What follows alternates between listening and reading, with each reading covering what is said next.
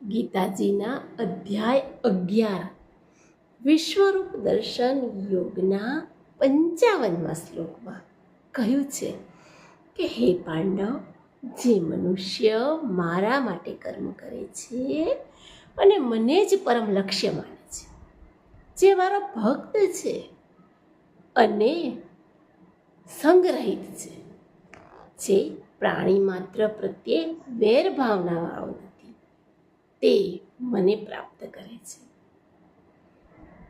વેદકાળમાં ઈશ્વર આરાધના મોક્ષ પ્રાપ્તિ માટે લક્ષ્ય હતા. એટલે કે વેદકાળમાં આરાધના અને મોક્ષ પ્રાપ્તિનું લક્ષ્ય ઈશ્વર હતા.